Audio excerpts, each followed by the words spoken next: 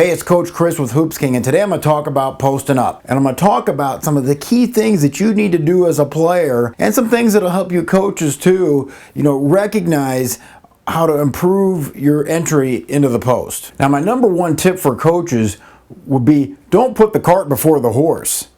Don't start teaching your players a bunch of post moves if they don't know how to get open and actually get the ball in the post area. Okay, so that's the first thing you must do, is what we're going to talk about here, is how do you actually position yourself best to catch the basketball in the post versus just knowing a bunch of moves, but I don't know how to get the ball. So teach your kids this before you ever go into any moves. So posting up is a foot fight and a hand fight. The fight is to get your feet on top of the defenders and your hands on top of the defenders. That means the defender's feet are not in between me and the basketball. I get my body on top of his, where his feet are behind my body, and I can easily get the basketball. Then the hand fight part of it is I get my hands to where I can catch the basketball and I don't have an arm in front of me. How do you stop that arm in front of you? Well, pretty simple. It's called goal post. You goal post like this, and that will put this part of your arm right into the defender's elbow area right here. So when he's reaching across, you're basically blocking his arm like that. Now that would be my left hand if he was reaching across that way, but you get the idea. So I'm holding off his arm like that. And I see so many kids post up, they're sitting there scratching and chicken fighting with the defender, and it's like they're all worried about fighting with the hands. Just blade them right there with that arm, and they can't reach over. And if they reach over, that means that your feet are now losing the battle, that their feet are above your feet. So you got to keep your feet above theirs, and then you try to sit on one of their legs. Their leg closest to you, you would want to get your butt on their leg so that they can't move. Now you're holding them in that position. Remember, it's a hand fight and a foot fight. You got to win both of those battles to get the basketball. And jump to the basketball. Just because you're on offense doesn't give you a God-given right to the basketball. You still have to go get it. Hopping towards that basketball can mean the difference between the defense tipping that basketball away and you receiving the basketball. I see so many kids who just stand there and wait for the basketball. Any other time in a game, we tell the offense to meet the pass, step to the basketball, and receive it. It really shouldn't be much different in the post. You still got to go get it, because if that defender's doing a good job, they're going to work their way around the offense and try to get a hand on that. So you still have to meet your pass even if you're in the post. Let's take a look at some game footage and break it down. Okay, when I talk about the hand fight and the foot fight, you'll see that the post player here has won both of those battles. His feet are above the defenders and his hands are above the defenders on the court towards the basketball. So this pass can easily go into him. So you got to work on getting your feet first on top of the defenses, and your hands will follow. You can't do it the opposite. You have to move your feet, get that on top of that defender, and then try to sit on their knee, and then you go meet the pass once it comes to you. Okay, now here the offense has good position, but see how he goes and gets the ball? It's thrown away from the defense. It's thrown to his target hand. So he gets the ball, and he's just going to play from here. There's no magic to catching it right on a block. If you can play, you can play. And if you got skills, you have skills. It doesn't matter whether you're a foot or two closer to the basket or not. So don't be afraid to move around and get the basketball, and then make your offensive moves once you actually have the basketball. Okay, here again, you can see the offense has won the hand and foot fight. Feet on top, hands on top, gets the ball, goes and gets it, and then scores. Okay, here you can see the defense has at least one foot, if not both feet on top here, and they are winning. Their hands are on top. And so now basically he's in a full frontal. He's trying to seal here, but he's not open as a direct line post pass.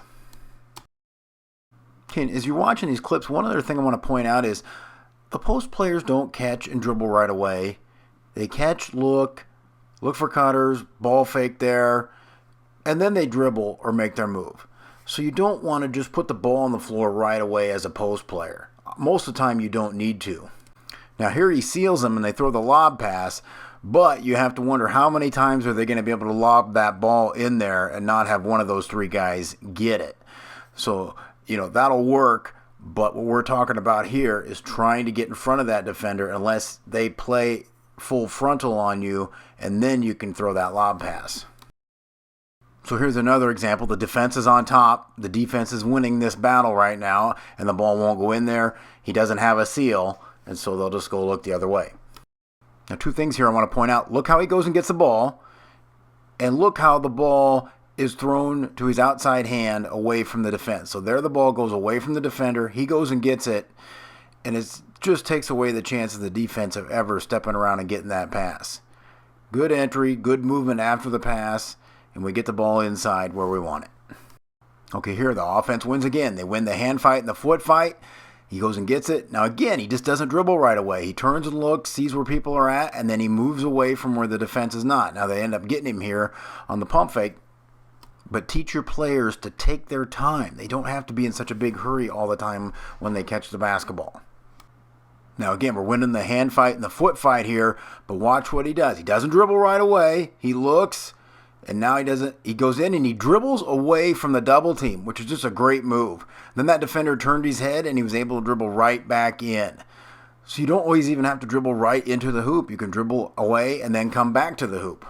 Now again, here's a good seal. The defense is on top, so we're not winning that hand and foot fight there, but there's no help defense on that backside there either. So we can throw the lob in and make use of the seal. And here's just a great move. We've won the fight, we get the ball, and now he dribbles one way and comes back the other, and he comes back to his strong hand. So that's maybe something you can do. Dribble with your weak hand, come back to your strong side. Okay, at the beginning of this, he's not winning the hand and foot fight, but there he wins it. He gets his feet and hands over the top of the defender, and yeah, he's not on the block, but he gets the basketball down within a 10-foot range of where he can do something with the basketball and score. So, it depends on the skill level of your players. If you got a kid who can't dribble, can't shoot, can't do much, you probably shouldn't even post them up. You should probably try to find a way to have them face the basket and catch and shoot versus posting them up. And I would suggest not limiting your post players just to your tallest kids. Put the kids that can score the ball. Get them where they can score. Maybe you got a kid that's a three-point shooter that's not having a good night from the three. Put them in the block and see what they can do down there. But teach them how to get open. Now here's just a great action. It's just a simple screen to get him into the post. It frees him up enough where he can win the hand and foot fight, and now he gets the basketball. And I see so many coaches who just put their tall kid on the block, and that's the extent of how they help them out. Setting that screen, whether it's across the lane or like this action here, run from the corner in, you can help your post player get open once in a while. Set a screen for them. Just don't make them stand there. Teach them how to do this, how to win the hand and the foot fight, but then also help them out with a screen once in a while so that defender never can get comfortable. If you keep hitting that defender, you're going to be able to post up a good player and get them the basketball down where you want to consistently. Okay, again, coaches, teach your kids how to get the ball, because here comes the skill right now. He got the basketball. We're good.